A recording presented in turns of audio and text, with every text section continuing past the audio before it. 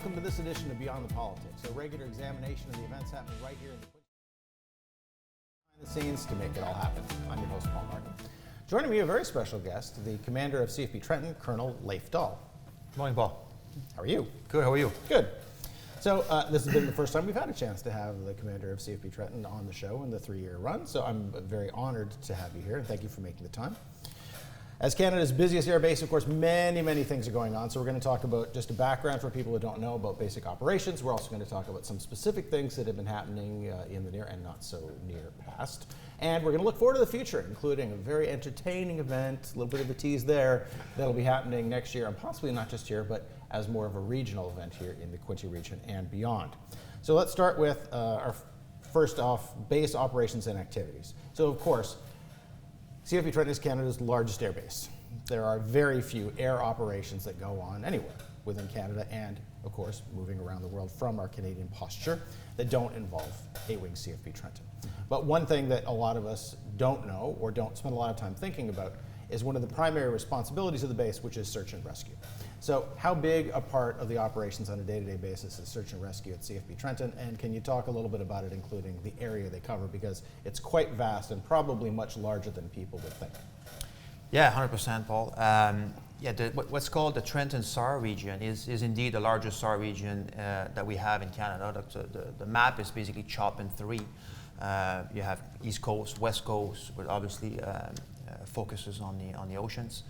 And about mid-Rockies to mid-Quebec is the Trenton SAR region, all the way up, all the way to the Arctic. And then we covered that here from Trenton, and there's also fixed-wing SAR assets in CFB Winnipeg as well. With the C-130s. Now, I was recently part of an event where you brought people from the media in, and a lot of this I know, but it was great to have a refresher on it. You did a search and rescue demonstration. So it involves so many components too, because of course there's the Joint Rescue Coordination Center, the JRCC, which controls the air assets, but also works with the Canadian Coast Guard.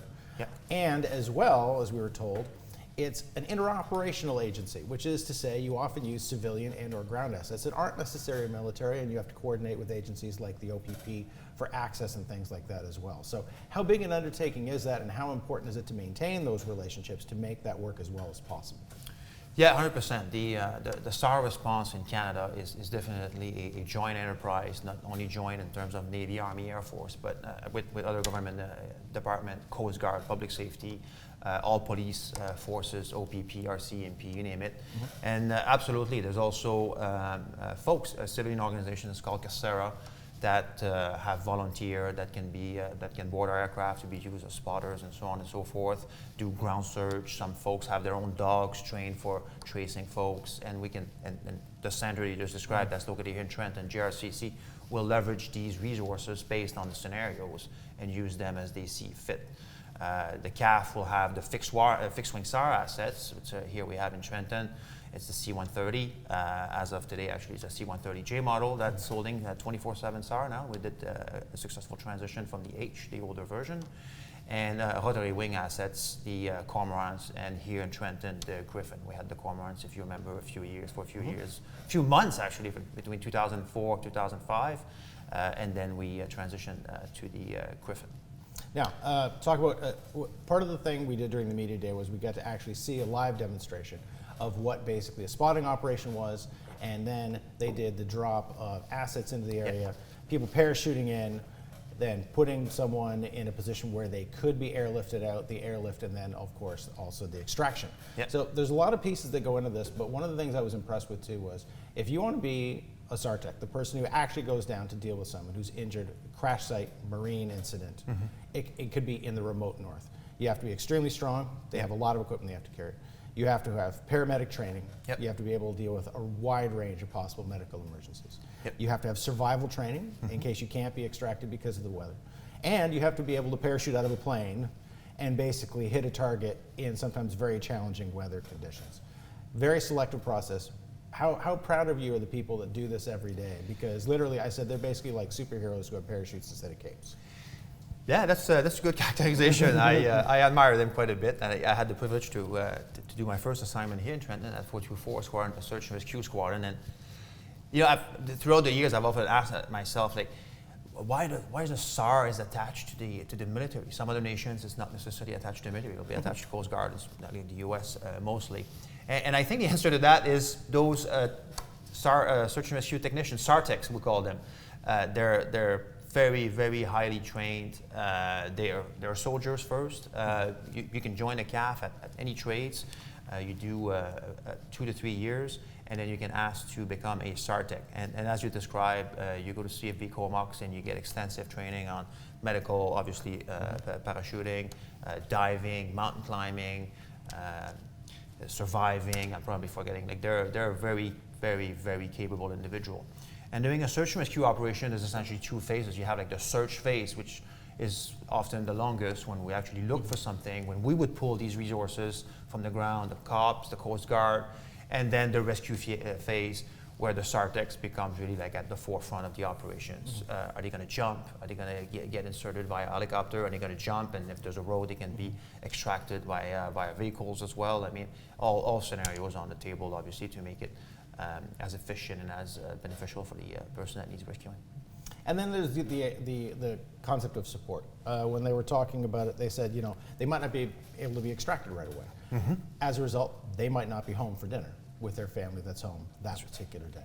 Yeah. As well, they're exposed to things, including people in very traumatic, life-altering circumstances. Yeah.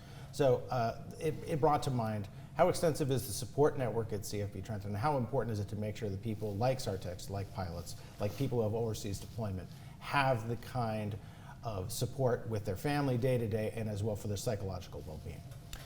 So we have a full-blown clinic on the base that has a mental health care division that's available for members. Leadership is a big part of that network system at CFB Trenton, the military, to be honest with you. That's everybody look after each other. It's not only boss looking after what we call a subordinate, but it's really one looking after the other. You're talking about not being home for dinner. I mean, that's something that's very frequent for almost everybody here at CFB Trenton. Families, friends. We have the entity called the MFRC that folks in the area may know. They have a main campus just beside the base, and actually one here in Belleville that's funded by an organization called CFMWS that funds all the sport activities and part of the support that is provided to Armed Forces members. The MFRC has daycare. They have a pool of resources. They can help spouses, family members, kids to build resumes, to find jobs. They do language lessons, French and English. And the beauty of that not being a full-blown government entity is they're very agile, so they can adjust to the region. What do the folks at CFB Trenton need, and they can build on these programs, or at least connect folks within these programs and help people build that support.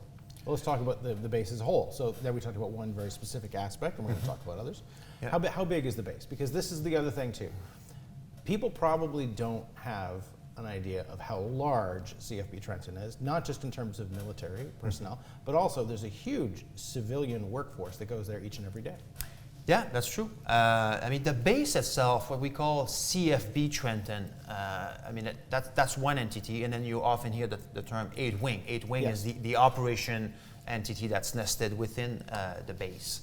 So the base is obviously the physical component that by Highway 2 that most folks in the region know.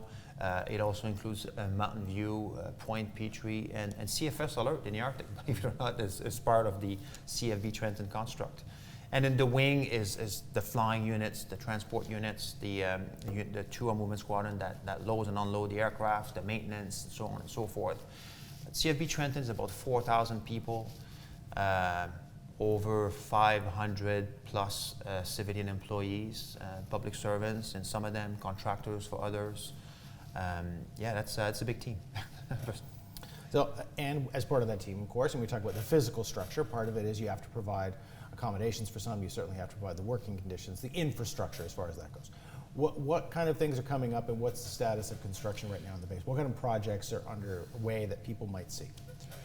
On the base, it's a base that's been around for quite a long time. You can see the different vintages of buildings all across the wing, which actually is quite it's quite positive in my view. I quite like it. I like history.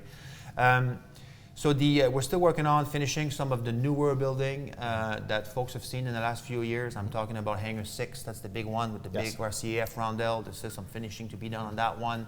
Another one just north of Highway 7 as well, called Hangar 7, just doing some upgrades on it.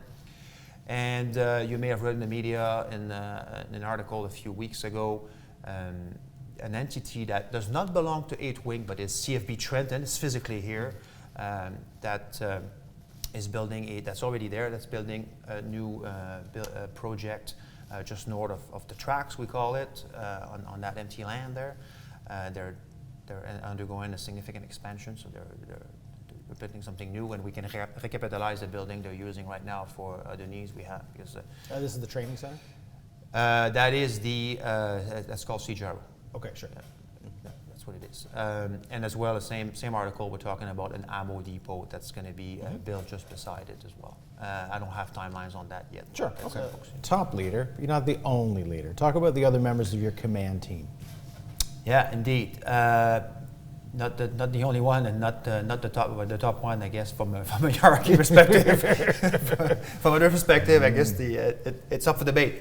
I have a fantastic my right hand man is a right hand woman actually. I have a fantastic chief warrant officer, Chief Renee Hansen, that also started her career in the Army, in the Canadian Army, and transitioned to the Air Force. I mean, a fantastic soldier that has a bit of a different background as well that you would normally see from 8 Wing chiefs. She started in the clerical world, which brings a fresh view, a fresh perspective on all the issues. I mean, she's really connecting with people. She knows how to get people organized and centralized, and works toward a common goal. I mean, it's quite a privilege to have to work with her. So that's what's happening now. But one thing that when I consistently talk to commanders at CFB Trenton, especially ones who are very active pilots, the one thing they sometimes say is, "Wow, I wish I still spent more time in the air." There's got to be something special about flying that really attracts you to that as a lifestyle. Do you miss it? And how important was that to your continuing journey? So how important it is to my continuous journey? You mean in the Air Force? Yes. So I still fly. They let me fly a little bit as a co-pilot. Did you notice I said they let me fly? That my proficiency is very questionable, but yet it happens. Every time I hit ground, it was a coincidence. It was 4 years stint. I didn't miss it until I knew that I was gonna go back in the cockpit, and then I started missing it. I mean, punching through the clouds out of CFB Trenton at 10,000 feet on an Airbus 310 at 250 knots is a feeling that every time doesn't get old. That's for sure. Although I did start on C-130s, I flew the C-130 tactically, low level, do drops, what we call yank and bang, go in the mounts. So if I'd go back flying more and dedicate myself more into flying, that's the type of flying that I miss, that I would do. That's called that I call military flying. Like only military pilots will do that. So I miss that. Flying on the Airbus is amazing, but like I said earlier, flying air refueling mission is all on autopilot, and it's complex and it's important, but it's not that hands-on stuff. So that's not the same. But yeah, I like it. I think when I'm done here and knowing that I'll probably never fly again unless recreationally, I'm okay. I'll live with that, no problem at all. Okay. Well, you can't fly, but you can be part of the air show that's taking place again. You heard it here first. Next year in June at CFB Trenton. This has been a special edition of Beyond the Politics.